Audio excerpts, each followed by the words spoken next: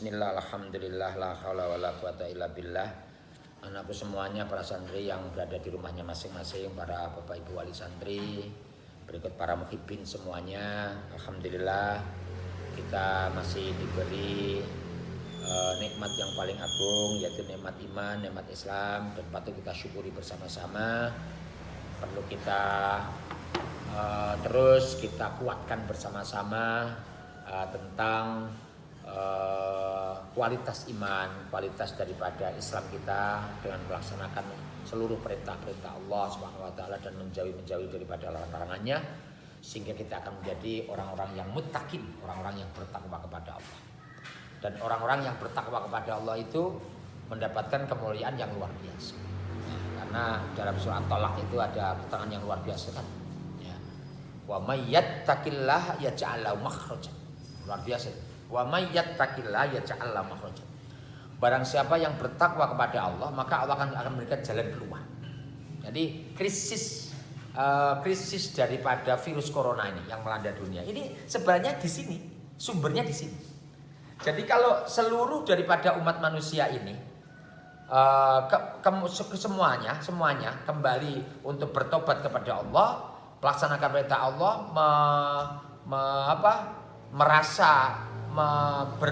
minta ampun semuanya kepada Allah, ya, perintah-perintah Allah dikerjakan semuanya, nanti akan masuk pada kelompok muttaqin. Wa may yattaqillaha yaj'al lahu makhraj.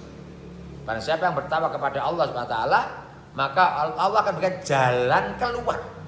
Dari apa? Dari seluruh problem kehidupannya, dari apapun, ya, dari apapun. Terus wa yarzuquhu min haitsu la yahtasib. Tidak hanya berikan jalan keluar, wa yarzuquhu min haitsu la yahtasib. Maka Allah akan berikan rezeki yang dari arah yang tidak pernah dia duga-duga sama sekali. Tidak pernah diduga-duga sama sekali. Jadi wa may yattaqillaha yaj'al lahu makhrajan wa yarzuquhu min haitsu la yahtasib. Cuman kalau kita bicara tentang rezeki pada hari ini, orang merasa rezeki hanya menyebut uang saja. Rezeki itu uang. Enggak. Ya, tidak hanya uang. Uang itu bagian daripada rezeki. Tapi ketika orang itu diberi sehat oleh Allah, itu rezeki yang luar biasa. Nah, orang yang sakit di rumah sakit karena sakitnya begitu parah, 1 bulan habis sekian ratus juta umpamanya. Coba kalau kita diberi sehat, nah diberi sehat, nggak habis seperti itu. Jadi artinya apa? Kesehatan itu bagian daripada rezeki. Kita bisa melaksanakan sholat dengan baik, itu bagian daripada rezeki. Kita bisa menghindarkan daripada kemaksiatan, itu bagian daripada rezeki. Makanya zikir haqalah itu jadi penting. La haula wala quwata illa billahil aliyil azim. Ora ana daya sumingkir, ya, la haula ora ana daya sumingkir saka maksiat. Artinya ketika orang itu terhindarkan daripada kemaksiatan, yang menghindarkan itu Allah, bukan baiknya kita. Baik kita itu baik kayak apa? Wong salat urung khusyuk, sedekah urung ikhlas, kita masih belum istiqomah, baik kayak apa? Ya. Jadi kalau orang itu bisa terhindar daripada kemaksiatan, kalau orang itu terhindar dari kemaksiatan, ia menghindarkan daripada Allah. Wala quwata illa billah. Kalau ada orang itu yang diberi kekuatan oleh Allah itu bisa melaksanakan ibadahnya kepada Allah dengan baik, maca Quran istiqomah, sholat selalu jamaah, ya, sholat pernah dikerjakan dengan begitu entengnya. Menolong orang itu sudah bagian daripada ruh kejiwaan kehidupannya. Orang yang diberi kekuatan bisa beribadah dengan baik, itu jangan merasa mentang-mentang dia baik. Enggak, yang berikan itu Allah. Makanya zikir haqalah itu menjadi penting untuk kita supaya tidak muncul kesombongan pada diri kita. Ya paling tidak kalau dulu Mbah Yaitin Yati itu menyampaikan pada para santri-santrinya, kalau orang itu pengen diberi istiqomah oleh Allah dalam melaksanakan ibadahnya, pengabdiannya kepada Allah, itu sebelum maghrib dianjurkan untuk membaca haqalah 1000 kali. La haula wala quwata illa billahil aliyil azim. Dan banyak hadis-hadis Rasul tentang manfaat atau maziyah daripada orang yang baca khawqah. Makanya kita dimudahkan, diberi kekuatan untuk bisa melaksanakan puasa Ramadan, sholat tarawih, malamnya bangun sholat tahajud, bisa sholat tobat, bisa sholat hajat. Itu bagian daripada kita ini diberi nikmat yang luar biasa oleh Allah, dan itu patut kita syukuri bersama-sama. Karena apa? Ketika kita diberi nikmat kok mau bersyukur, la in syakartum la azidannakum wa la in kafartum inna adabi lasyadid. Jadi kalau kita mau bersyukur kepada Allah, maka nikmat yang diberikan Allah kepada kita akan ditambah, ya. Dan itu mahal, itu mahalnya luar biasa. Makanya alhamdulillah kita masih diberi kemudahan-kemudahan untuk mengerjakan kebajikan, dan mudah-mudahan selalu istiqomah, dan mudah-mudahan kita diakhiri kehidupan kita dengan husnul khatimah. Allahumma amin. Baik, kita lanjutkan kepada pembahasan hadis yang ke-12, yaitu larangan memaki ibu dan bapak. Qala dawuh sapa Rasulullah sallallahu alaihi wasallam, minal kabairi lan iku setengah saking pira-pira dosa gedhe. Ya. Minal kabairi lan iku setengah saking pira-pira dosa gedhe. Iku satmur rajuli. Iku satmur rajuli utawi oleh ngelokne wong suci walidaihi ing wong tuwa lorone rajul. Ya. Wong tuwa lorone rajul. Apa ada? Ya, apa ada? Jadi ada yang secara letterlek bahasa anak itu menjelek-jelekan orang tua sendiri, itu ada. Ya, ada yang seperti itu. Dan itu minal kabair. Itu termasuk bagian daripada dosa besar. Kayak apapun kondisi daripada orang tua seseorang, itu orang tua harus dihormati. Apapun kondisinya. Karena apa? Kita lahir dari orang tua itu. Ya, apapun kondisinya. Ya, tidak boleh. Jadi seorang anak orang oleh nyawang wong tuane minder, itu tidak boleh. Karena kita yang membesarkan ya orang tua kita. Mulai kecil sampai pada saat ini yang membesarkan orang tua kita. Berarti artinya tidak ada satupun orang yang hebat kecuali orang tua kita, begitu. Ya makanya kalau ada anak kok sampai ngelok-ngelok wong tuane, itu minal kabair, itu bagian daripada itu. Andai kata lah umpamanya orang tuanya itu dalam tanda kutip ya tidak bagus pun, itu pun juga tidak boleh kita menjelek-jelekan daripada orang tua kita. Andai kata orang tua itu salah, cara kita mengingatkan pun juga dengan cara yang ma'ruf, dengan cara yang baik. Tidak boleh. Tidak boleh. Ya. Minal kabair lan iku setengah saking pira-pira dosa gedhe. Iku syatmur rajuli utawi oleh ngelokne wong suci walidai ing wong tua lorone rajul. Kila den aturake. Wahal yasubbu lan kaya apa yasubbu ngelokne sapa ar-rajulu wong suci walidaihi ing wong tuane rajul ing tua rajul. Pripun Kanjeng Nabi? Kok enek anak kok ngelokne wong tuane? Pripun Kanjeng Nabi? Kok enten anak kok misui wong tuane? Napa nggih enten? Kala jawab sapa Kanjeng Nabi, "Naam ana. Apa kamu ren enek? Wong anak sing tukang ngelok-ngelokne wong tuane iki ya enek. Kok iso ndenek iki piye? Anak sing misui wong tuane ana, iya ana. Kok iso gak ana iki piye?" Bicarane pripun Kanjeng Nabi? Ya subbu misui to ngelokne sapa ar-rajulu wong suci abar rajuli ing bapake wong suci. Fayasubbu mongko dadi sebabe ngelokne utawa misui sapa ar-rajulu wong suci abau ing bapake si rajul. Wayasubbu lan ngelokne sapa rajul ummahu ing ubuke si rajul. Fayasubbu mongko banjur ngelokne sapa si rajul ummahu ing ibuke si rajul. Keri mang. Jadi gini.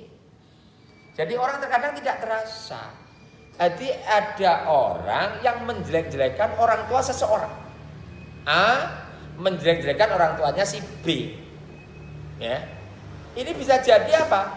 Nanti si B ini akan jelek-jelekan daripada orang tuanya si A. Makanya kalau kita ini adalah orang yang dalam tanda kutip ya, memaki tidak boleh. Ya, memaki tidak boleh. Memaki siapapun tidak boleh. Memaki siapapun tidak boleh. Ya. Jadi kalau kita itu memaki-maki orang tua seseorang, itu memberikan peluang orang itu akan memaki-maki daripada orang tua kita juga. Makanya ngelok nih bapak temannya itu dosa besar. Ya. Itu dosa besar. Kalau toh ada anak lok-lokan, orang oleh nyangkut daripada orang tua. Orang tua nggak ngerti apa-apa kok disangkut-sangkutan gimana? Ya, nggak oleh. Di samping ya ngelakopi kancane kira oleh. Memanggil nama teman dengan bukan nama yang sebenarnya, yang kita panggil itu dalam rangka untuk melecehkan teman-teman kita, dan itu tidak boleh, itu dosa. Yang memanggil dengan nama panggilan yang itu ada nuansa melecehkan daripada teman kita, nggak boleh. Kancane cilik terus tuyul ora oleh. Ya, kancane dhuwur lenjir, irunge banget terus petruk ora oleh. Ya. Kancane bundek celuk bagong ya ora oleh. Ya. Kancane dhuwur mlakune angklung celuk unta ya ora oleh. Enggak boleh. Dosa seperti itu. Dan itu harus kita hindari bersama-sama, apalagi di pesantren. Itu biasanya lolokan kancane memanggil dengan nama yang tidak pada biasanya itu yang kalau toh ada harus dihilangkan. Ya kalau toh ada harus dihilangkan.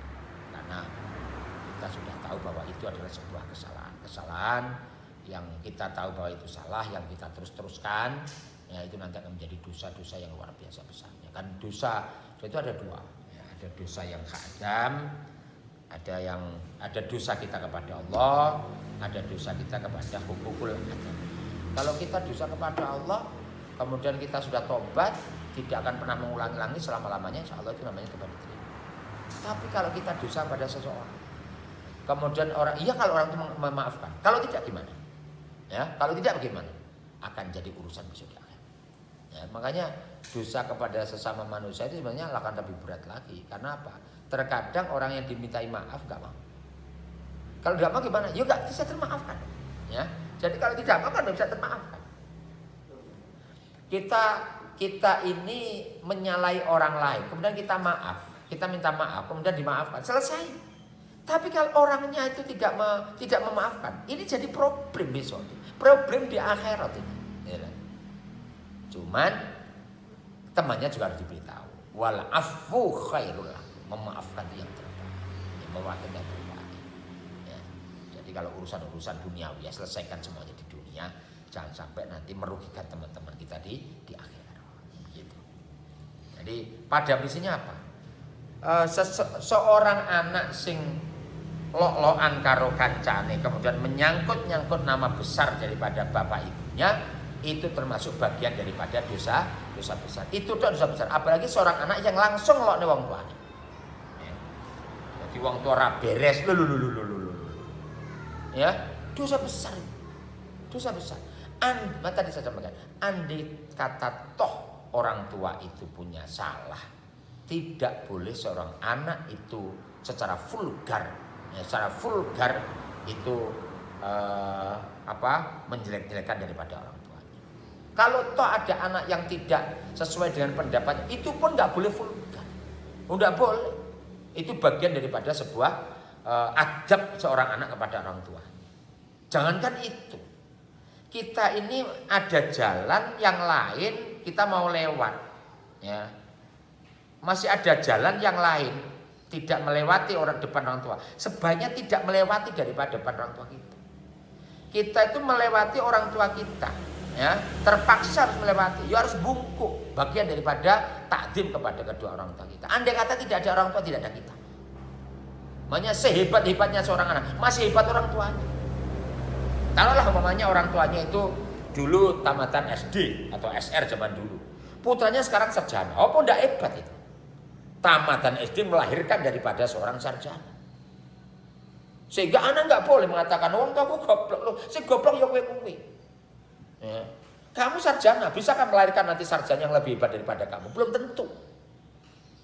Ya, belum tentu. Ya, itu tetap hebat orang tuanya. Seorang petani kemudian hidup di desa, kemudian dia biayai anaknya untuk thalabul ilmi, jadi yang hebat. Sing hebat siapa coba? Sing hebat orang tuanya, bukan anaknya. Ya, karena orang yang tamatan SR dulu bisa melahirkan daripada sarjana. Hebat, luar biasa. Ya. Orang tuanya belum tentu sing sarjana, ayo melahirkan sarjana, terkadang enggak. Ya. Makanya mengapa orang-orang tua di desa itu lebih hebat? Ya karena keutunannya itu. Ya. Dengan utun bisa melahirkan anak yang hebat. Itu orang-orang yang di kota, itu orang yang hebat-hebat itu. Itu anaknya tidak tersangkut narkoba, itu sudah alhamdulillah.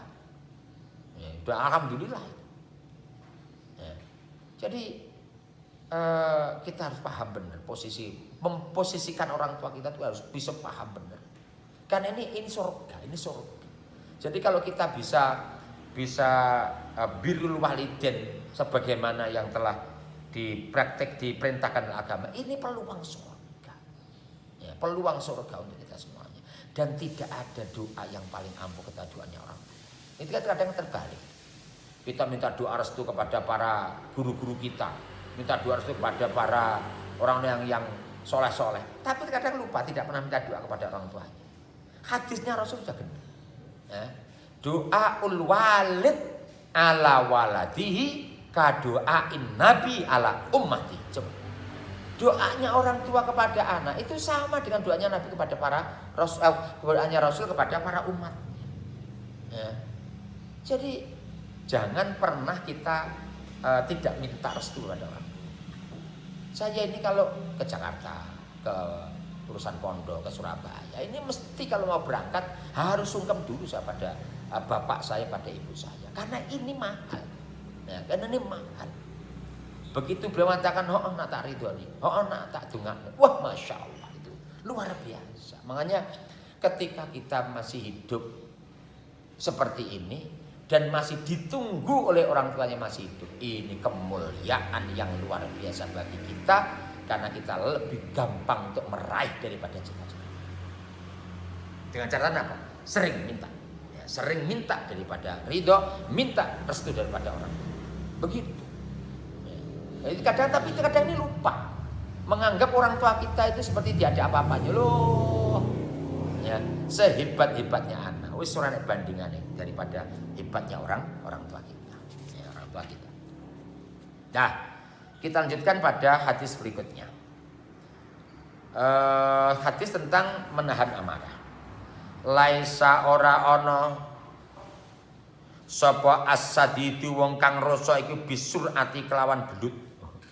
Dadi wong rasa ora kaya miktisen kae. Orang yang kuat itu suatu akan dikalahkan. Orang yang kuat secara fisik suatu saat akan dikalahkan. Orang yang petinju legendaris, petinju kuat selama hidupnya, enggak ada. Hidup itu selalu silih berganti.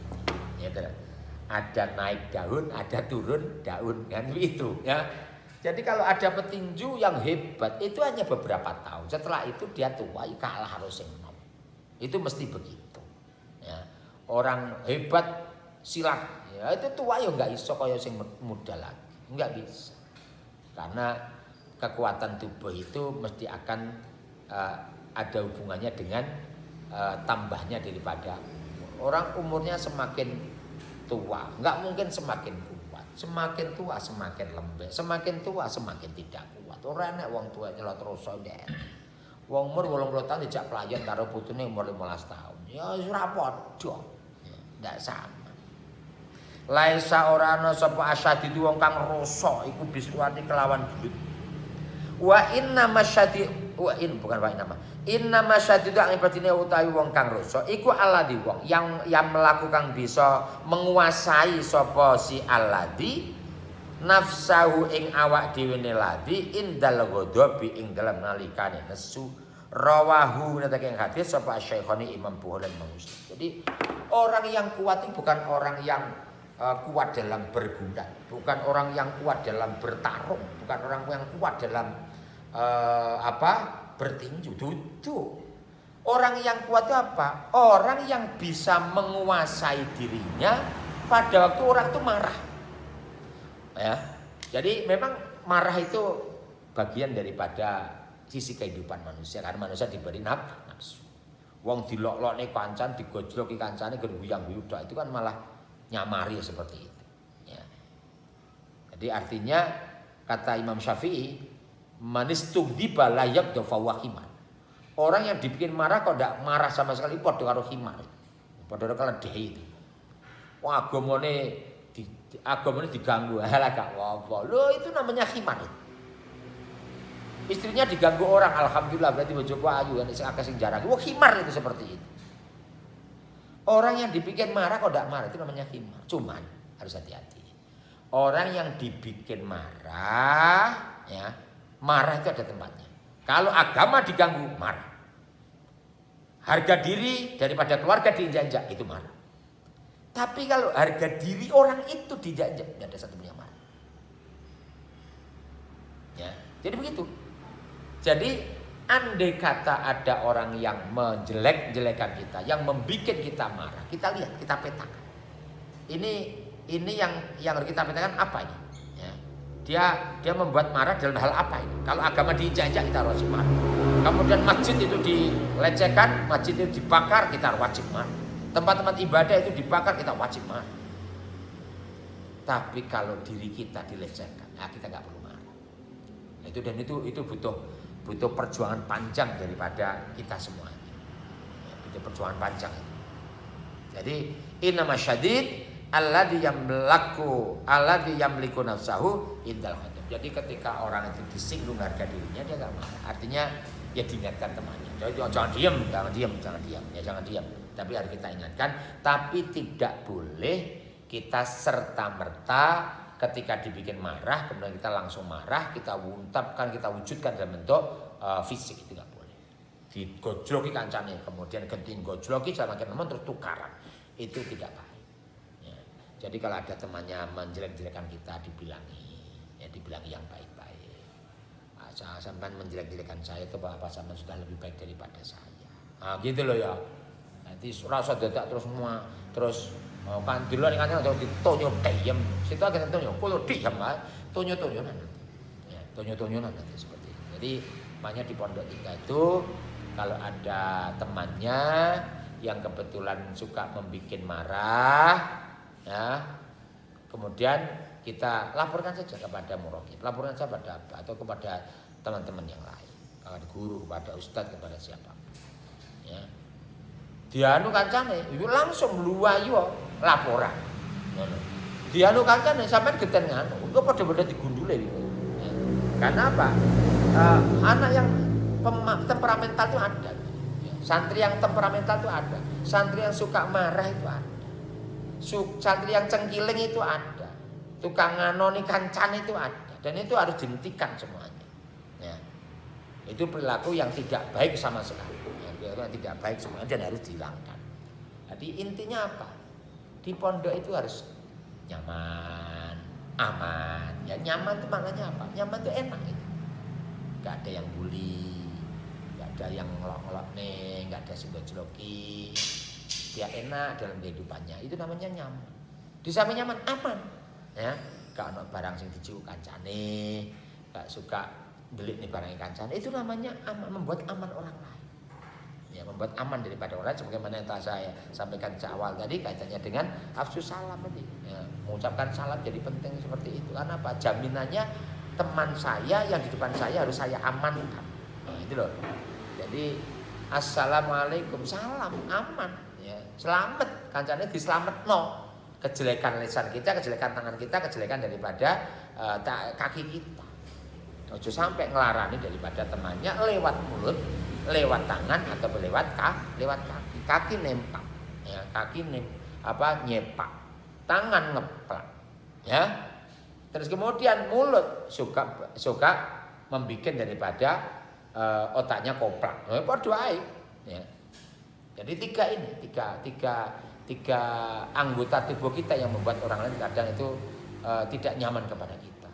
Makanya ketika seseorang itu bisa menyetir daripada lisannya, menyetir daripada tangannya, menyetir daripada kakinya, itu orang-orang yang luar biasa di dalam kehidupan. Itu. Jadi sekali lagi Orang yang hebat itu siapa? Orang yang bisa menahan amarahnya, menahan marahnya ketika orang itu dibuat marah oleh orang lain. Jadi marah itu boleh kalau agama diganggu, marah itu boleh kalau keluarga kita dilecehkan orang lain. Tapi kalau kaitannya dengan diri kita dilecehkan oleh orang, ya sudah tapi kita peringatkan jangan sampai diulangi lagi, tapi nggak perlu untuk dibalas. Baik balasan yang berupa lisan atau balasan yang berupa daripada perbuatan. Nggak usah. Karena apa? Terkadang ada orang itu memang perilakunya itu suka usil. Enak. Jenisnya santri usil itu ada. Tukang ngelokne kancane, tukang beli barangnya kancane, tukang gaya sabune kancane itu ada. Yang terkadang seperti itu ada. Dan itu pekerjaan kebiasaan saja harus dihilangkan. Bikin nyaman, bikin aman. Itu aja sudah kata kunci. Bikin aman, bikin nyaman. Sudah selesai. Ya. Dah. Rawahu dari hadis sapa Syekhani Imam Bukhari dan Imam Muslim. Kita lanjutkan hadis yang ke-14. Alaikum qala Rasulullah sallallahu alaihi wasallam, alaikum netepono sira kabeh bisidqi kelawan jujur. Temen. Fa inna sidqa mengkastune jujur iku yahdi nuduhake apa jujur ilal birri maring kebagusan. Nah, ini penting. Ya. Alaikum bisidqi fa inna sidqa yahdi ilal birri. Orang itu kata kuncinya kehidupan. Kalau mau jujur dalam hal apapun, orang itu masih mendapatkan jalan untuk menuju hidayah daripada Allah. Tapi lek enek wong wis uripe enggak jujur, jauh daripada pertolongan. Ya, jauh daripada pertolongan. Makanya kata-kata as-sidq, kata-kata jujur itu menjadi penting dalam diri kita. Alaikum bisidqi fa inna sidqa yahdi ilal bir. Selama orang itu masih jujur dalam kehidupannya, masih ada peluang orang itu akan diberi kebaikan oleh Allah. Karena dengan jujur itu akan menuju kebaikan. Wal birru utawi kebagusan iku yahdi nuduhake apa albir ilal jannati maring swarga. Ilal birri maring swarga. Jadi yang namanya jujur itu menuju kebaikan, dan kebaikan itu akan menuju daripada surga. Dan siapa orang yang tidak kepengen daripada surga dalam kehidupannya? Nah, gitu loh. Jadi itu harus kita pahami bersama-sama. Ya, sepenting jujur. Salah ngaku salah. Salah ngaku salah. Ya, salah ngaku salah. Mengambil yang ngaku ngambil. Itu namanya jujur. Ya. Jangan pernah menjadi problem di akhir besok. Dan dari problem di akhirat besok. Wa maya zalan ora leren-leren sapa abdu kawula iku yasduku jujur sapa abd wa yataharralan selalu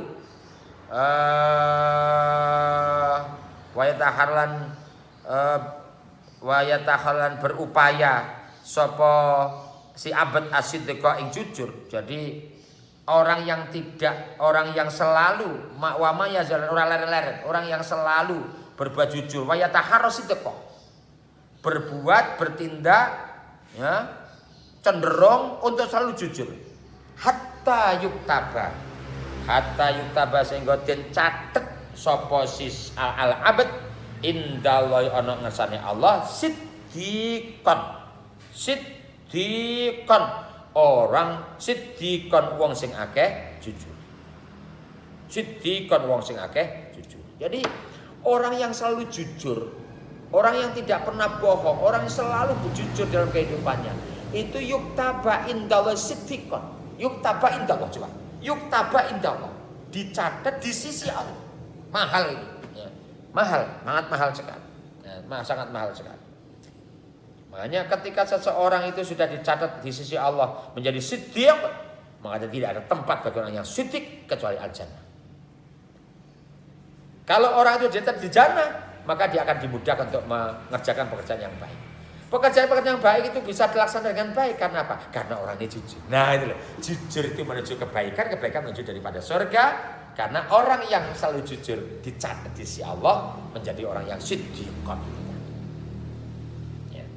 Wa iyyakum lan wedya sira kabeh hindari. Ya. Kalau alaikum tadi wajib ngatasi sira kabeh selalu. Wa iyyakum hindari. Wa iyyakum lan ngedono sira kabeh awal kadiba ing goroh. Ya. Wa iyyakum lan ngedono sira kabeh wal kadiba ing goroh. Aja sampai bohong, ya, aja sampai ngapusi. Fa innal kadiba mengko setune ngapusi utawa bohong iku yahdi nuduhake utawa menuju apa al-kadzib ilal fujuri maring lacut ya, maring kejahatan ya, fujur itu kejahatan lah cara wong Jawa jenenge lacut wal fujuru utai kejahatan iku yahdi menuju apa fujur ilan nari maring neraka wa ma yazalulan ora leren-leren sapa al abdu kawula iku yahdi bugoroh iku yang dibugoro sapa al abd al kadib iku yang dibugoro sapa abad wa taharra lan selalu sapa al abd iku al kadiba ing goro kok anak wong ndak leren-leren dalam kehidupannya panggah goro panggah ngapusi ya panggah suka menipu hatta yuktaba sehingga den tulis sapa al abd indallahi ana ngersane Allah kadzaban ing wong kang akeh goro itu loh. Makanya orang ini kalau sudah pernah berbuat bohong sekali, dia akan berbohong yang kedua, berbohong yang ketiga, berbohong yang keempat, suatu saat dia akan konangan daripada kebohongannya. Karena apa? Dia lupa pada bohong yang awal. Jadi bohong itu tidak boleh. Kalau bahasanya Ica, orang yang bohong digigit sapi ompong. Ya. Jadi begitu ya. Jadi berupaya semaksimal mungkin untuk tidak bujuk, tidak bohong, ojo ngapusi. Ya, ojo ngapusi. Dan kalau orang itu sudah pernah ngapusi sekali, tidak ngapusi berikutnya terus seperti itu. Apalagi yang ditipu orang tuanya, masya Allah. Ya. Orang yang membesarkan kita, orang yang punya perhatian yang luas kepada kita, orang yang sangat memperhatikan kondisi kita, kemudian kita bohongi. Coba gimana? Ya. Itu namanya orang yang sudah luar biasa tidak punya perasaan sama sekali. Tidak punya perasaan sama sekali. Makanya hindari yang namanya kebohongan. Orang yang selalu bohong itu nanti akan tercatat di sisi Allah kadzaban, orang yang suka berdusta. Orang suka berdusta. Oleh karena itu anakku semuanya ayo kita berupaya untuk menjadi orang-orang yang jujur, untuk menjadi orang yang juga tidak menipu daripada orang lain ya. Hindari yang namanya bohong karena bohong itu menuju daripada neraka ya. Kalau kita itu selalu jujur akan menuju surga, menuju kebaikan. Sehingga ketika orang itu suka berbohong itu jauh dari kebaikan ya, akan jauh daripada kebaikan dengan sendirinya, akan jauh daripada kebaikan, jauh daripada dengan sendirinya. Makanya kita harus menghindari betul supaya orang itu tidak pernah berbohong. Kalau tetap berbohong tetap ngaku dan cepat minta maaf ya. Dah, kita lanjutkan hadis yang berikutnya. Qala Rasulullah sallallahu alaihi wasallam la yazni ora zina. La yazni ora zina sapa azani wong kang zina hatkina yazni saengga nalikane zina sapa zani wa utawi azan iku mukmin wong iman. Tidak ada satupun orang yang berzina ketika berzina dia tetap mukmin. Artinya apa? Begini. Ini harus dipahami. Ya. Jadi ketika orang itu berbuat fahisyah, berbuat zina ini. Ya. Maka ketika orang itu berbuat zina, ya, dia dosa kepada Allah. Dosa kepada Allah ini dosa besar. Lah dosa besar yang berupa zina itu tidak bisa mengeluarkan seseorang daripada imannya. Tapi ini dosa besar, ini bahaya sekali. Ya, bahaya sekali. Makanya wala taqrabuz zina. Tidak boleh dekat-dekat daripada zina. Dekat saja enggak boleh apalagi sampai berbuat zina. Ya. Ojo cedek-cedek sepur, keserempet tenan nanti. Nah, gitu loh. Ojo cedek-cedek geni, kecemplung geni tenan nanti panas. Jadi gitu. Jadi dalam pandangan Ahlussunnah wal Jamaah dosa besar itu tidak bisa mengeluarkan status seseorang menjadi kafir. Itu jadi penting. Tapi dosa besar tidak dilaksanakan. Walaupun tidak bisa merubah status kafir, ini harus jangan sampai terjadi pada kita semuanya. Allahumma begitu. Wala yasrabulan orang ngombe sapa al abd sapa mukminun al khamra ing khamr hina yasrabun nalikane ngombe sapa si mukmin wa halil mukmin iku tetap mukmin. Jadi artinya orang yang minum minuman keras, orang Islam yang minuman keras itu tidak bisa mengeluarkan status daripada kemukminannya. Jadi tetap mukmin, tapi mukmin yang asih, mukmin yang bermaksiat. Makanya apa? Ketika ini tidak ditobati atau bahkan dia bangga melaksanakan dosa besar, itu akan membahayakan sekali. Ya, membahayakan sekali. Walaupun tidak mengeluarkan status mukminnya, tapi mukmin yang sudah dalam kondisi kritis keimanan dan membahayakan sekali. Wala yasrikulan orang nyolong sapa mukmin, hina yasriku nalikane nyolong sapa mukmin wa utaimon iku mukmin tetap mukmin. Ya, jadi nalika nyolong artinya apa? Mencuri, zina, kemudian minuman keras,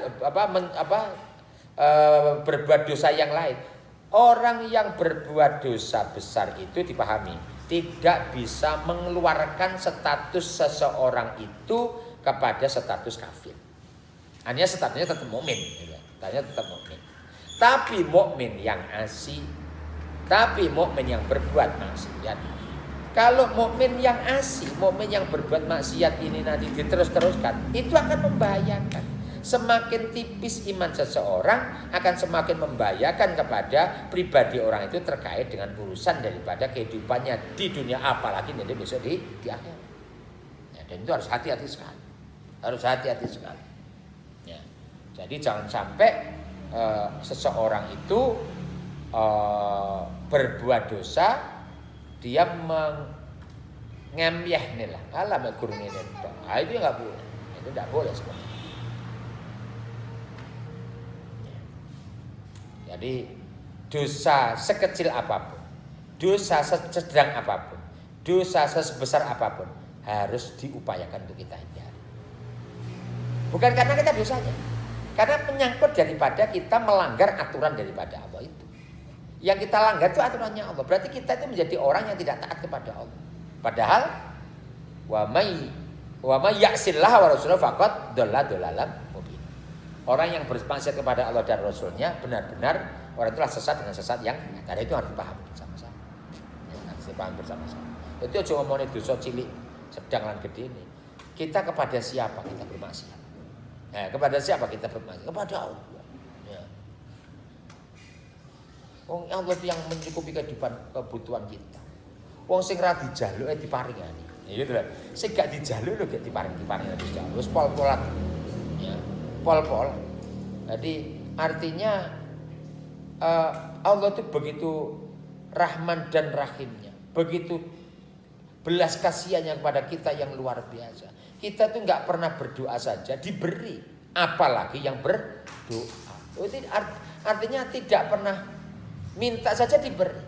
Ya, contoh, saya pernah minta kepada Allah. Ya Allah, donga, pernah punya kita doa. Doa, ya Allah, muga-muga kula benjing panggah sakit tambekan. Pernah? Tidak pernah. Tapi ngambekan. Ya. Kita pernah doa pada Allah, ya Allah, mugi-mugi benjing kula panggah sakit kedep. Dan nyatanya iso kedep. Enggak pernah kita minta sama sekali. Aja pemane wong itu dilangi kedepe, kok melulu sak jam. Ya apa rasane? Pedese mripet. Coba. Yang tidak kita minta saja diberi. Ya. Yang tidak minta diberi. Lah yang minta, yo akan terus diberi dong. Ud'uuni astajib. Ya, makanya dalam kondisi Ramadan seperti ini. Ya, dalam kondisi Ramadan seperti ini. Banyak-banyaklah berdoa kepada Allah. Ya. Wa du'a mustajabun. Doanya orang puasa itu dikabulkan oleh Naumus shaim ibadah. Turune wong poso lho ibadah. Oh berarti turun tok enggak usah nyanti-nyanti lho ndak. Kalau kita bisa berbuat yang positif, itu ya lebih bagus berbuat yang positif daripada kita tidur. Ngaji ada turu, ya apik ngaji. Walaupun tidur itu bagian daripada ibadah. Tidur harus baca Quran, ya apik maca Quran. Walaupun tidur itu adalah nilainya ibadah. Tidur akan jadi nilai ibadah itu manakala ketika orang itu melek, tidak tidurnya itu dia akan melakukan pekerjaan-pekerjaan yang membuat orang itu menentang aturan daripada Allah, ya luwe apik wong kuwi turu. Lho ngono. Dadi carane matian begitu. Aja wis bane-bane kuwi turu bane ngaji turu bane. Wong kuwi yo ibadah, poso-poso turu yo ibadah. Itu keliru lek ngartekne. Kuwi cara bocah cilik nalika daduk enggak diuyak, dadi kurang sakcur. Ya. Itu harus diluruskan cara pandang seperti itu. Jadi kemuliaan Ramadan itu sampai seperti itu, tidur itu seperti ibadah. Wasumtu tasbihun. Menenge lho kaya maca tasbih. Lho. Oh berarti rasa nyapo-nyapo meneng tok ya maca. Yo gak. Nah, enggak. Ya. Begitu nilai Ramadan yang luar biasa sampai menenge itu kok ternilai daripada membaca tasbih. Lah kalau maca tasbih, ya maca tasbih di mana meneng. Nah, gitu. Ya. Jadi makanya kalau ada man sagolahu dzikri wa tilawatu kitabi an mas'alati a'taituhu afdhala ma u'tis sa'il. Ya. Man sagolahu dzikri, kalau ada orang yang sibuk berzikir kepada Allah. Wa tilawatu kitabi, dan orang itu sibuk membaca kitab-kitabku, sibuk membaca kitabku. Ramadan dzikir jos, ya, kemudian tadarus jos, ya, tarawih jos, ibadahnya jos, ya. Orang itu sampai nggak sempat untuk berdoa, an mas'alati, nggak sempat berdoa. A'taituhu afdhala ma u'tis sa'il. Orang yang sibuk berzikir kepada Allah, orang yang bersibuk yang membaca kitabnya Allah sampai lupa tidak berdoa kepada Allah karena sibuknya berzikir dan membaca Quran. Walaupun dia tidak pernah meminta, dia akan diberi oleh Allah permintaan yang utama, permintaan yang hebat, permintaan yang luar biasa bagusnya, sebagaimana Allah memberikan mengabulkan doanya orang yang baik-baik. Wah begitu. Ini kalau kita bisa pahami seperti ini, luar biasa sekali. Mudah-mudahan Allah membuka mata hati kita semuanya, menjadikan ilmu yang kita kaji ilmu yang barokah manfaat, dan mudah-mudahan kita menjadi orang yang sa'idun fid dunya wa sa'idun fil akhirah. Kita lanjutkan pada berikutnya. Kita tutup dengan bacaan surah Al-Asr bersama-sama. Bismillahirrahmanirrahim. A'udzubillahi minasyaitonir rajim. Bismillahirrahmanirrahim. Wal 'asr innal insana lafi khusr illal ladzina amanu wa 'amilus solihati wa tawassaw bil haqq wa tawassaw bis sabr. Subhanakallahumma wa bihamdika asyhadu an la ilaha illa anta astaghfiruka wa atubu ilaik. Wallahu muwaffiq ila aqwamit thoriq. Wa minkum. Assalamualaikum warahmatullahi wabarakatuh.